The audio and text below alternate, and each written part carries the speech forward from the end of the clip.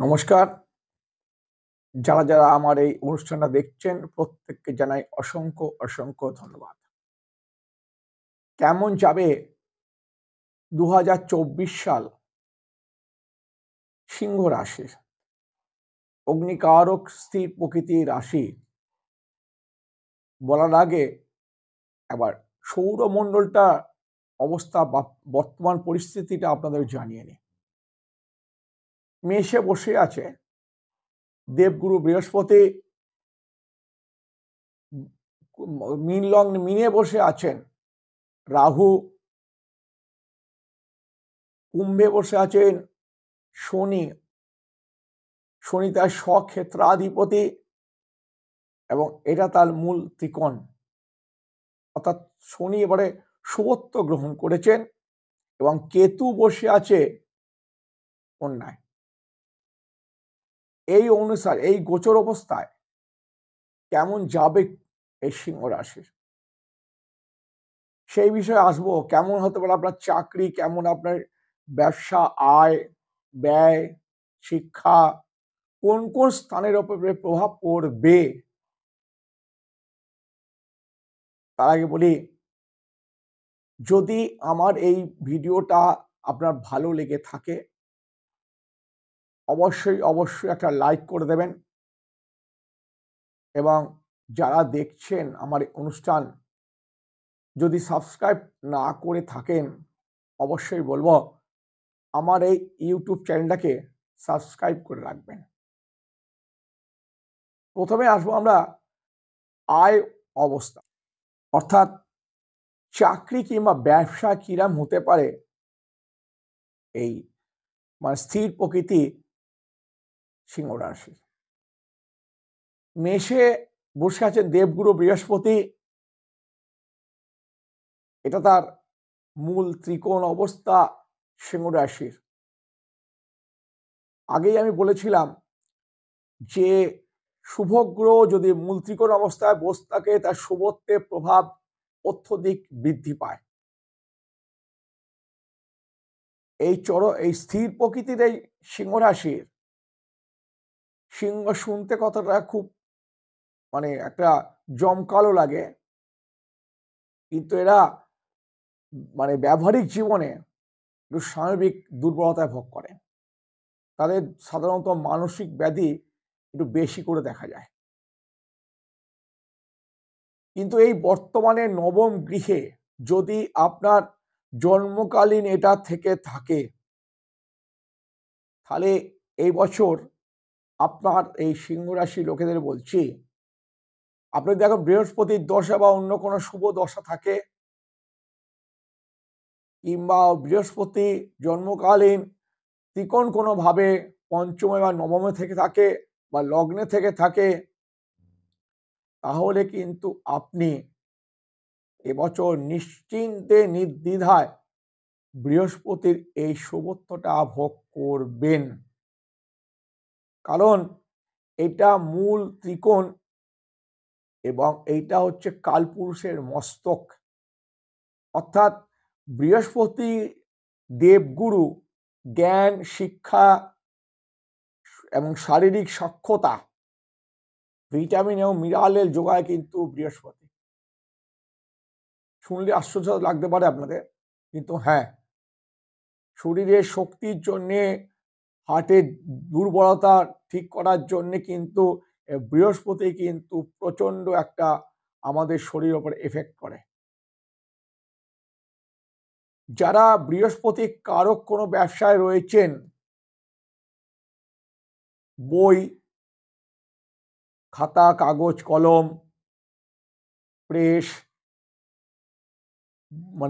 তারপরে আপনার বিভিন্ন রকম খাদ্যদ্রব্য, স্বর্ণ ব্যবসায়ী, এদের ক্ষেত্রে কিন্তু এবছরটা যে সিংহ রাশি হয়ে থাকে খুব ভালো যাবে। যারা চাকরি করছেন তাদের কিন্তু আয় উন্নতির একটা যোগ রয়েছে। আমি কিন্তু বলছি যে প্রতিবার একই কথা বলেছি যে আয় উন্নতির একটা যোগ আছে, একটা প্রবণতা হচ্ছে আমাদের জ্যোতিষশাস্ত্র কোনো ম্যাজিক বা মিরাকেল নয়। আপনাদের আমরা কিছু করে দিতে পারবো না যদি আপনি পূর্ণভাবে আমার এই কথা মতো মেনে না চলেন। আপনাকে আমি এইটাই বলতে পারি, আপনাদের প্রবণতা এখন কোন দিকে যাচ্ছে। অর্থাৎ আপনার যখন এই প্রবণতাটা ভালো রয়েছে, এই বৃহস্পতি প্রবণতা, তখন কিন্তু বৃহস্পতি অবস্থা কারণ হেতু আপনারা বৃহস্পতির যে সমস্ত ব্যবসা বা কর্ম করেন, তাদের ক্ষেত্রে কিন্তু ভীষণ অতীব সুন্দর একটা রয়েছে। যারা মাস্টারি করেন, শিক্ষকতা, তাদের কিন্তু একটা ভালো চাকরি, আয় উন্নতির যোগ দেখা যায়, অর্থ যোগ। আপনারা মানে একদিক থেকে যেমন নিজে অগোছালো একটু পরিচ্ছন্ন কম হন, তেমনি কিন্তু কর্মজীবনে সত্যতা, আপনার প্রচন্ড সত্যিবাদী, সদা সত্য কথা বলা কিন্তু অভ্যেস থাকে সিংহ রাশির লোকেদের। হার না মানা অদমনীয় একটা চরিত্র হয় এদের। এবছর এই বৃহস্পতির প্রভাবটা কিন্তু আপনাদের একটা বিশেষ শুভকারক হতে চলেছে। এবারে আসছি কেন্দ্র, অর্থাৎ সপ্তম ঘর। এই সিংহ রাশি সপ্তম ঘরে তার নিজস্ব মূল ত্রিকোণে, অর্থাৎ শনি গ্রহ তার নিজস্ব মূল ত্রিকোণ ঘর কুম্ভ, কুম্ভে বসে আছে। আমি একটু আগেই বললাম যে কেন্দ্রস্থানে অপগ্রহ যেমন শুভত্ব ফল লাভ করে, মূল ত্রিকোণে আবার তেমনি শুভগ্রহ শুভত্বের লাভ করে। এই পাপগ্রহ শনি সপ্তম ঘরে থাকে, তাহলে কিন্তু এই মূল ত্রিকোণস্থ অবস্থা ভাব সিংহর উপরে সরাসরি দৃষ্টিদান করছেন। এই শুভ দৃষ্টি সিংহর অতি থেকে অতীব সুন্দর হতে চলেছে। যারা প্রমোটারি শিল্প কাজ করেন বা যারা মানে আপনার লৌহ বা লৌহ জাতীয় কোনো দ্রব্যের ব্যবসা করেন, তাদের কিন্তু এই শনিটা ভীষণ উপকার করবে। এবং আপনাদের ব্যয় স্থানটা কেমন হতে পারে? ব্যয়াধিপতি, ব্যয়ের ওপরে দৃষ্টি আছে শনির, এই দৃষ্টিটা কিন্তু ওটা শুভ নয়। এই অশুভ দৃষ্টিতে কিছুটা কিন্তু আপনি কম বেশি কিছু অর্থ অপচয় করে ফেলতে পারেন।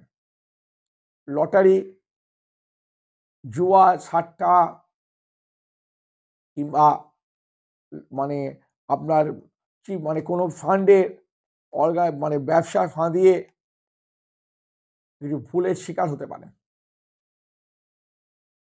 অবশ্যই আপনার শেয়ার মার্কেটে বিশেষ লাভ করতে পারবেন না, কারণ শনি আপনাদের জন্মকালীন যেহেতু সপ্তমাধিপতি, তারা কিন্তু শেয়ার বাজারে খুব একটা ভালো ফাটকা ইনকাম করতে পারে না। অর্থাৎ এইগুলো থেকে আপনাদের বিরত থাকা দরকার। যদি বিরত না থাকেন, তাহলে কিন্তু আপনাদের ব্যয় আয়ের থেকে বেশি হয়ে যেতে পারে। কেন আপনারা একটু রাজকারক, কিন্তু রাজরাশি, আপনার একটু পরশ্রীকাতরা, অপরের ওপর নির্ভর করেন বেশি, পরের কথা শুনতেও ভালোবাসেন।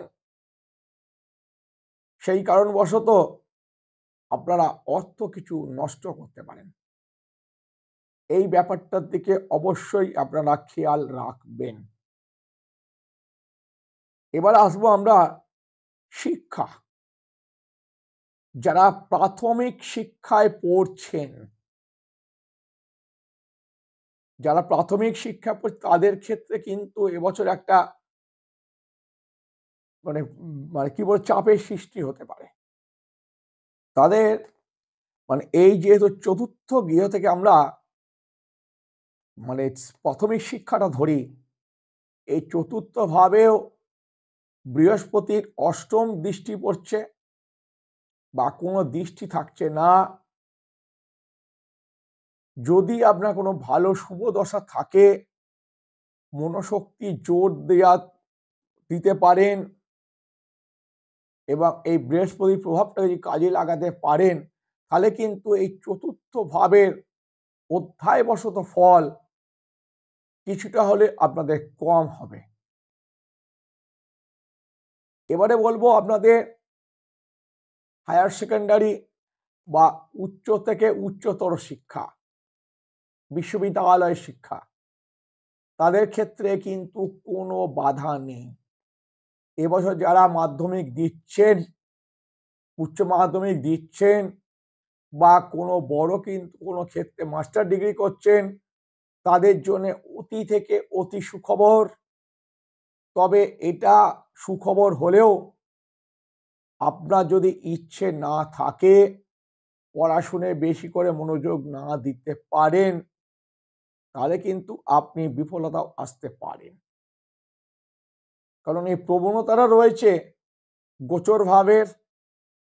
আপনারা যদি প্রবণতা কাজে লাগাতে পারেন, অবশ্যই এই সুফল লাভ করবেন।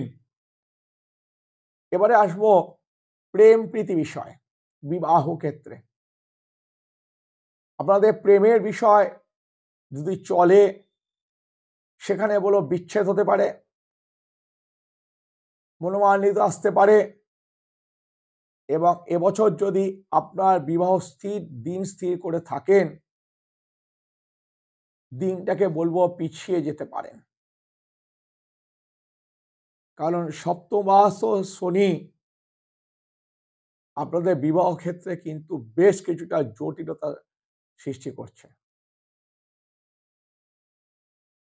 এইবারে আসবো আপনার মানে মানে বিদেশ যাত্রা। বিদেশে যাত্রার যে ফল, দ্বাদশপতি, শয্যাধিপতি, সেই চন্দ্রভাব অর্থাৎ আপনার এই নিজের ঘরে থাকায় আপনারা কিন্তু বিদেশ যাওয়ার একটা প্রবণতা থাকে না মনের দিক থেকে।